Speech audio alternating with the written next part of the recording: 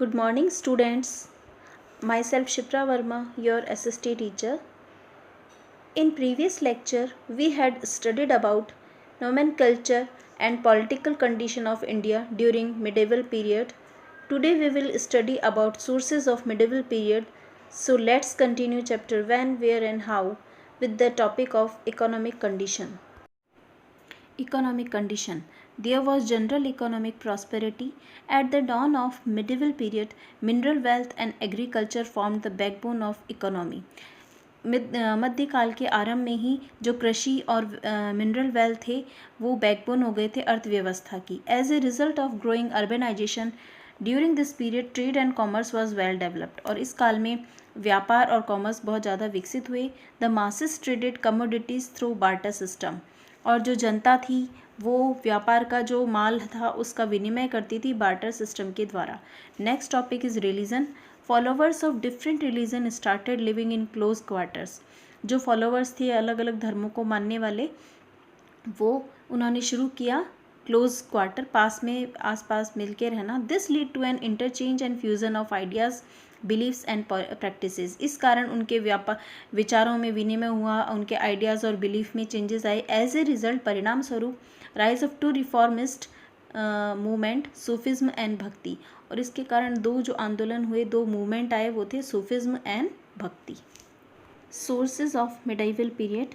History is constructed by historian after studying various sources that have come down to us from the past.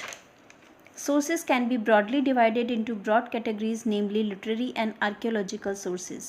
Sources दो रूप में विभाजित किए गए थे, उनको डिवाइड किया गया था दो कैटेगरीज में, literary sources and archaeological sources. Literary sources constitute the body of written records in the form of chronicles. यानी हमें जो लिखित प्रमाण मिले हैं पास्ट के रिटन रिकॉर्ड्स, जो किन किन की फॉर्म में, जिसमें क्या क्या कॉन्स्टिट्यूट हैं, क्या क्या कंप्राइजेज हैं. क्रॉनिकल्स, कमेंट्रीज, रॉयल ऑर्डर्स, फरमान्स, folklore, dramas, autobiographies, biographies etcetera. Literary sources can be classified into indigenous and foreign sources. तो लिटरेरी सोर्सेज भी दो पार्ट में डिवाइडेड किए गए कैटेगरी में, indigenous and foreign sources. First of all we studied about indigenous sources. Work include work of Indian writer. इसमें किसका काम सम्मिलित है? जो इंडियन राइटर्स हैं उनका वर्क सम्मिलित है इंडिजीनियस में. Autobiographies like Tuzuke Baburi, Baburnama by Babur, Tuzuke Jahangiri by Jahangir. Biographies में है बर्नीज़, तारीक़े फ़िरोज़ शाही, अबुल फ़ज़ल, आईने अकबरी, पृथ्वीराज रासो की चंद्रवरदाई, बिलहन की विक्रमादेव चरित्र एंड कलहंस राजतरंगिनी. ये हमारे इंडिजीनियस सोर्सेज थे, हमारे इंडियन राइटर्स के द्वारा लिखे गए सोर्सेज. नेक्स्ट है foreign sources. Foreign work include text bye foreigners. Foreign sources में इंक्लूड हैं टेक्स्ट जो कि हमारे फॉरेनर्स के द्वारा दिए गए हैं, उनके द्वारा. Writing of foreigners, writing of travellers like Megasthenes and Fa-Hien came under this category. जो राइटिंग है हमारे ट्रैवलर्स आए थे, यात्री मेगस्थनीज और फाइयान, उनके द्वारा लिखे गए जो प्रमाण मिले हैं वो इस कैटेगरी में आते हैं. Ibn Battuta Rihla describe the reign of Muhammad bin Tughlaq. Abdul Razak wrote an account of the condition of kingdom of Vijayanagara. जो अब्दुल रज़ाक ने अकाउंट लिखा था वो उसमें जो विजयनगर साम्राज्य की कंडीशन के बारे में पता चलता है. Some of the major work were produce by Marco Polo and Niccolo Conti. कुछ वर्क जो हैं प्रोड्यूस किए गए थे मार्को पोलो और निकोला कॉन्टी के द्वारा. Ralph Fitch wrote a graphic account of the court of Akbar. जो राल्फ फिच थे उन्होंने एक ग्राफिक अकाउंट बताया था उसको किसके काल का? कोर्ट ऑफ अकबर के समय का. Father Xavier, captain William Hawkins and sir Thomas Roe visited the court of Jahangir. इन्होंने जहांगीर के कोर्ट को विजिटेट किया था इन तीनों ने. Archaeological sources. Archaeology is the study of old material remains left behind by people. Archaeology वह स्टडी है या वह अध्ययन है जिसमें कि पुराने जो मटेरियल रिमेन्स अवशेष हैं उनके बारे में अध्ययन किया जाता है लोगों के द्वारा. These include old monuments. इनमें क्या क्या सम्मिलित हैं? पुरानी इमारतें like palaces, temples, building, coins, stencils, weapons, ornaments, inscription etcetera. These are generally obtained by digging the surface of the earth. और इन्हें हम प्राप्त करते हैं पृथ्वी की सतह को खोदकर. People who study such old material remains are called archaeologist.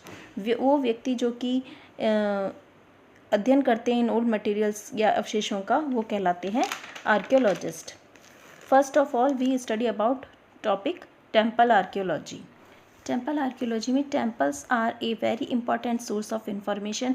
Temple जो है सूचना प्रदान करने का या हमें बताने का, इंफॉर्मेशन देने का बहुत प्रमुख स्रोत हैं। Temples like Brihadeeswara temple at Tanjore का Brihadeshwara temple and sun temple at Konark are enrich us about the cultural and religious history of the place.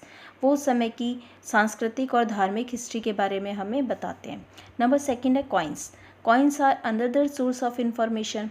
ये भी एक सूचना प्रदान करने का एक प्रमुख साधन है। Which gives us a lot of information, जो हमें बहुत सारी सूचना देते हैं on the political and economical history of the place. उस समय की राजनीतिक और आर्थिक समय की जानकारी देते हैं। The study of coin is known as numismatic.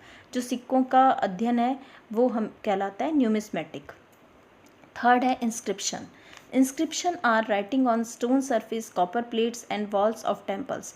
Inscription जो है राइटिंग है किस पे खोदी गई, वो राइटिंग जो कि स्टोन सरफेस पे, कॉपर प्लेट्स पे एंड वॉल्स ऑफ टेम्पल्स की दीवारों पर खोद कर लिखी गई जो लिपि है उसे हम इंस्क्रिप्शन कहते हैं।